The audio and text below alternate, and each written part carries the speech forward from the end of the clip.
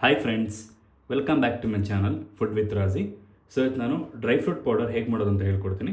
Dry fruit powder ಅಂತನಾದರೂ ಕರಿಬೋದು, nut powder ಅಂತನಾದರೂ ಕರಿಬೋದು, ಅಥವಾ ಪ್ರೋಟೀನ್ ಪೌಡರ್ ಅಂತಂದ್ರೂ ಕರಿಬೋದು. ಸೊ ನಾನು ಏನು ತೊಗೊಂಡಿದ್ದೀನಿ ಅಂತ ಅಂದರೆ, ಮೊದಲನೇದಾಗಿ ಬಾದಾಮಿ ತೊಗೊಂಡಿದ್ದೀನಿ, ಪಿಸ್ತಾ ತೊಗೊಂಡಿದ್ದೀನಿ, ವಾಲ್ನಟ್ ತೊಗೊಂಡಿದ್ದೀನಿ, ಮಕಾನ ತೊಗೊಂಡಿದ್ದೀನಿ, ಬ್ರೆಜಿಲ್ ನಟ್ ತೊಗೊಂಡಿದ್ದೀನಿ, ಮತ್ತು ಹೇಸಲ್ ನಟ್ ತೊಗೊಂಡಿದ್ದೀನಿ. ಸೊ ಮೊದಲನೇದಾಗಿ ಎಲ್ಲವನ್ನು ಡ್ರೈ ರೋಸ್ಟ್ ಮಾಡ್ಕೊಳ್ಳೋಣ. ಸೊ ಡ್ರೈ ರೋಸ್ಟ್ ಮಾಡಿದ ನಂತರ ಮಿಕ್ಸಿಗೆ ಹಾಕಿ ನೈಸಾಗಿ ರುಬ್ಕೋಬೇಕು. ಸೊ ಬನ್ನಿ ಸ್ಟಾರ್ಟ್ ಮಾಡೋಣ. ಸೊ ಮೊದಲನೇದಾಗಿ ಪ್ಯಾನಿಗೆ ಎಲ್ಲವನ್ನು ಆ್ಯಡ್ ಮಾಡ್ಕೊಳ್ಳಿ.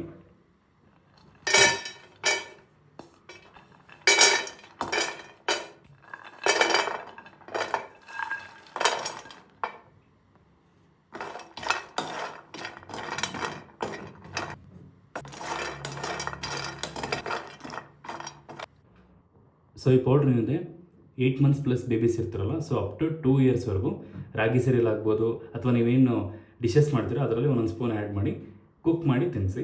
ಇಲ್ಲ ಅಂತ ಅಂದರೆ 2+ ಆಗಿದೆ ಅಂತ ಅಂದರೆ ಹಾಲಲ್ಲಿ ನೀವು ಬೇರೆ ಪೌಡ್ರ್ಗಳನ್ನ ಯೂಸ್ ಮಾಡೋ ಬದಲು ಸೊ ಇದನ್ನು ಹಾಲಲ್ಲಿ ಮಿಕ್ಸ್ ಮಾಡಿ ಕೊಡ್ಬೋದು, ತುಂಬ ಒಳ್ಳೆಯದು.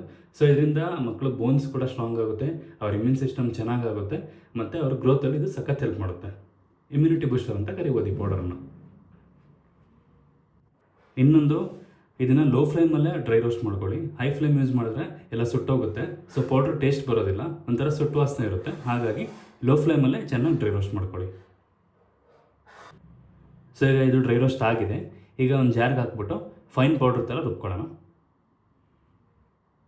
ಸೊ ನೀವು ನೋಡ್ತಾ ಇರ್ಬೋದು, ಈ ರೀತಿ ಫೈನ್ ಪೌಡ್ರ್ ರೀತಿಯಲ್ಲಿ ರುಬ್ಕೊಳ್ಳಿ. ಸೊ ಈಗ ಇದು ರೆಡಿ ಆಗಿದೆ. ಸೊ ಎಲ್ಲ ತಪ್ಪದೆ ಟ್ರೈ ಮಾಡಿ. ಸೊ ಮಕ್ಳಿಗೆ ಭಾಳ ಒಳ್ಳೆಯದಿದು. ಎಲ್ಲ ಹಾಲಲ್ಲಾಗಿರ್ಬೋದು, ಸರಿಯಲ್ಲಾಗಿರ್ಬೋದು, ನೀವೇನೇ ಮಾಡಿ ಅದರಲ್ಲಿ 1 ಸ್ಪೂನನ್ನು ಆ್ಯಡ್ ಮಾಡಿ. ಮಕ್ಕಳು ಬೋನ್ಸಿಗೆ ತುಂಬ ಹೆಲ್ಪ್ ಮಾಡೋದಿದು. ಇಮ್ಯುನಿಟಿ ಮತ್ತು ಬ್ರೈನ್ ಡೆವಲಪ್ಮೆಂಟ್ಗೂ ತುಂಬ ಹೆಲ್ಪ್ ಮಾಡುತ್ತೆ. ಎಲ್ಲ ತಪ್ಪದೆ ಟ್ರೈ ಮಾಡಿ. ಹಾಗೆ ಎಲ್ಲರೂ ಇನ್ನಷ್ಟು ಈ ಥರ ಸುಲಭ ರೆಸಿಪಿಗಳನ್ನ ಹೇಳ್ಕೊಡ್ತಾ ಇರ್ತೀನಿ. ಎಲ್ಲರೂ ತಪ್ಪದೆ ನನ್ನ ಚಾನಲನ್ನು ಲೈಕ್ ಮಾಡಿ, ಶೇರ್ ಮಾಡಿ, ಸಬ್ಸ್ಕ್ರೈಬ್ ಮಾಡಿ. Thank you.